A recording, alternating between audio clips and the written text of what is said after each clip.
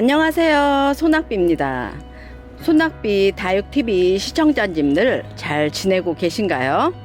저는 어제 풍세에 있는 다육 매장에 놀러 갔다 왔습니다. 매장과 농장 중간쯤 되는 판매처 같더라고요. 농장보다는 비싸고 매장보다는 저렴한 가격이 형성되어 있더라고요.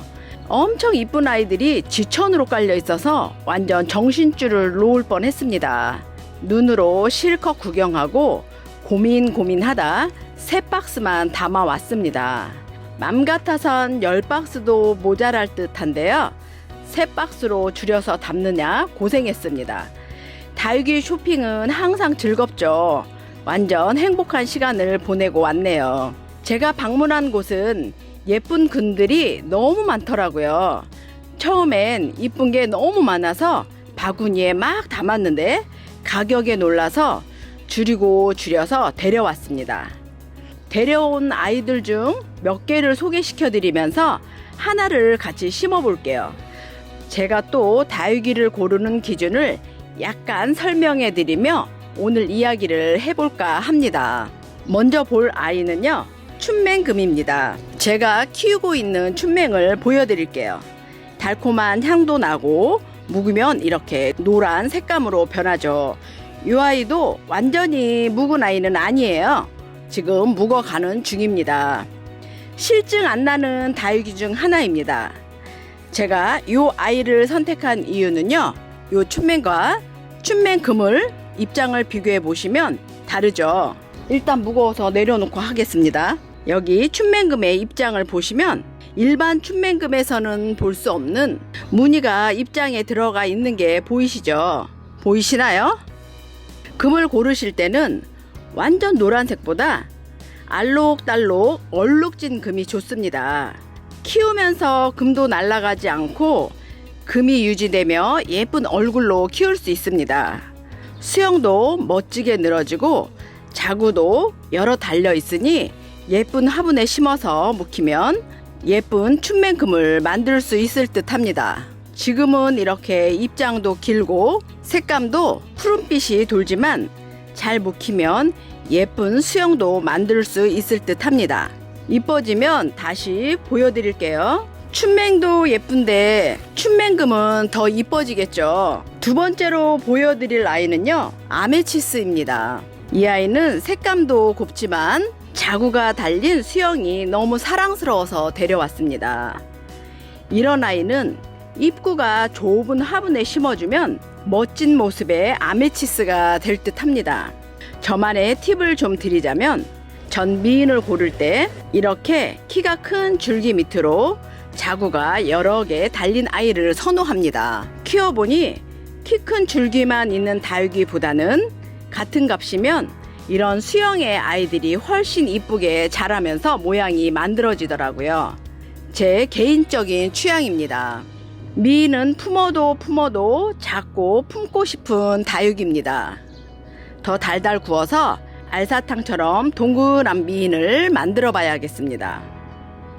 세 번째 아이는 레티지아 금입니다. 레티지아 금, 잽 같은 이름입니다. 일반 잽보다 입장이 참 곱네요.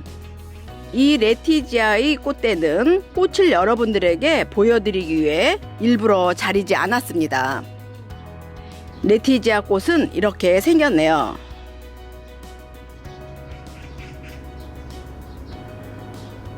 많은 다육이들 꽃은 비슷하게 생긴 듯 합니다. 여러분들에게 보여드렸으니 바로 잘라야겠습니다. 일반 잽과 잽금을 비교해 볼까요? 어떤가요? 이렇게 비교해 보니 확연히 다름을 알 수 있죠.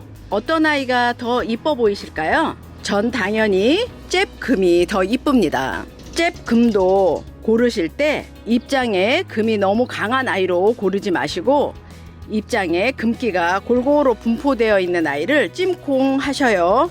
그래야 건강하게 이쁜 금 유지하며 잘 자랍니다. 네 번째로 보여드릴 아이는 울리카타 카바나입니다. 이름이 좀 길죠. 이 아이를 데려온 이유는요, 여기 보시면 엄마 얼굴 아래에 아가들이 쪼르륵 달려있죠. 이런 수영이 화분에 심어 놓으면 아주 이쁜 모습이 되더라고요. 다육이들 종류마다 선호하는 모양이 조금 다르긴 한데 이런 수영의 아이들도 많이 품어옵니다. 이 쪼르륵 달려있는 아가들 좀 보세요. 여러분들이 보시기에도 너무 사랑스럽지 않나요? 예쁜 수영을 가진 울리카타 카바나였습니다. 이 아이는 이미 이 화분에서 많이 묵은 아이네요. 같은 다육이라도 성장한 모습과 묵은 세월, 머리수에 따라 가격이 달라지오니 구입하실 때 같은 값이면 수영이 이쁘고 큰 줄기와 자구들의 모양에 신경 써서 데려오시길요. 더 달달 구워서 알사탕처럼 동글뱅이를 만들어야겠습니다. 울리카타 카바나였습니다. 5번째 다육이는 퀸 로즈라는 아이입니다. 울리카타 카바나와 마찬가지로 큰 줄기 밑으로 자구가 예쁘게 달려있는 모습이고요. 수영도 참 이쁘네요. 사장님 말씀으로는 시중에서 자주 볼 수 없는 품종이라 하시더라고요. 저도 처음 본 아이예요. 해서 궁금한 아이라 저도 키워보려고 데려왔습니다. 얼핏 보기에 이 얼굴에서 많은 다육이들 얼굴이 보이긴 합니다. 다육이는 알면 알수록 더 어려워지는 것 같습니다. 요즘은 교배종들이 너무 많아서 이름 외우기도 만만치 않습니다. 키워본 경험이 없는 종류라 더욱 신경을 써주며 키워봐야겠습니다. 6번째는 파우더 퍼프 금입니다. 예전에는 비싸서 품기 어려웠던 아이였는데 오늘 방문한 곳에서는 생각보다 가격이 착하더라고요. 해서 몇 개 데려왔습니다. 여기 보시면 금줄이 선명하죠. 여러분들도 선명한 금줄이 보이시나요? 금도 예쁘게 들어있고 입장에 변이도 온 듯합니다. 정말 열심히 골랐습니다. 금을 고르는 팁을 좀 드리자면요, 금을 고르실 때는 예쁜 금색만 보지 마시고 입장에 금 색깔이 골고루 분포된 아이를 데려오세요. 이 아이도 정성 들여 잘 키워봐야겠습니다. 마지막 아이는 샹그릴라입니다. 머리수도 많고 많이 묵은 아이라 참 곱네요. 얼굴을 보니 춘맹하고 좀 비슷해 보이지 않나요? 춘맹 사촌쯤 될 것 같은 느낌이 듭니다. 이 샹그릴라를 보고 있으면 눈이 시원해지는 듯 합니다. 어렸을 때 소풍 가면 했던 보물찾기 놀이 기억하시나요? 저는 농장에 가서 이렇게 마음에 드는 다육이를 찾고 있다 보면 묵고 색감 좋고 수영 예쁜 아이들을 골라내는 보물찾기 놀이를 하는 기분이 듭니다. 소개를 다 시켜드렸으니 제가 가장 즐거워하는 시간인 어울리는 옷을 입혀줄까 합니다. 하나 정도는 같이 심어볼까요? 오늘은 요 샹그릴라를 심어줄 건데요. 화분은 요 화분을 선택했습니다. 샹그릴라의 색감이 초록이라 옅은 색감의 화분을 선택했습니다. 심어볼게요. 먼저 샹그릴라를 포트에서 뽑아줍니다. 항상 이렇게 뽑으면 쉽습니다. 적당히 흙을 털고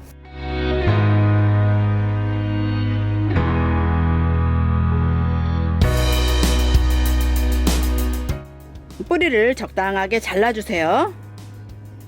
흙을 털고 뿌리 정리를 하셨으면 이 화분에 심어 볼게요. 화분에 깔망 깔고 핀셋으로 깔망을 이렇게 잡아주는 이유는 굵은 마사 넣을 때 깔망이 한쪽으로 기울어지는 걸 방지하기 위해서입니다. 깔망 깔고 굵은 마사를 넣고 배양토 넣고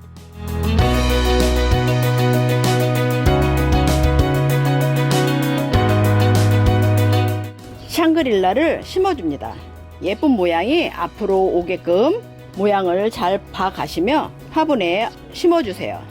모자란 부분에 배양토를 더 넣어주세요.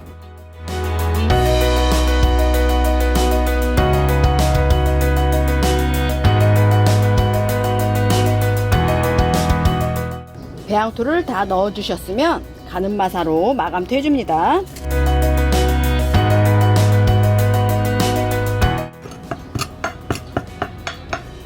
완성입니다. 심어놓고 보니 이 부분이 너무 좀 사이가 벌어졌죠. 이럴 때는 요게 지지대를 하나 꼽아 줄게요. 심어진 모양이 조금 부족하다 싶으시면 이러한 지지대를 이용해서 모양을 만져주세요. 그러면 더 예쁜 모습으로 자리를 잡아갑니다. 돌벽에도 이렇게 하나 해주고요. 이쪽도 살짝 부족한 면이 있어서 돌벽에 하나 넣어줬습니다. 돌벽에와 지지대로 모양이 조금 더 예뻐졌죠. 이렇게 지지대와 돌베개를 이용해서 예쁜 모양으로 만들어 주세요. 완성입니다. 자리 잡는데 도움 줄 수 있게 물로 살짝 스프레이 해줍니다. 완성입니다. 어떤가요? 샹그릴라와 화분의 조합이 잘 어울리는 듯 합니다. 예쁘죠? 오늘은 다육 농장에 가서 구입한 아이들을 소개를 하고 또 같이 심어도 봤습니다. 즐거우셨나요? 즐거우셨다면 좋겠습니다. 저에게 힘이 되는 구독 꾹 잊지 마시고요. 소낙비 판매방도 놀러 오시고요. 그럼 오늘도 많이 행복하세요.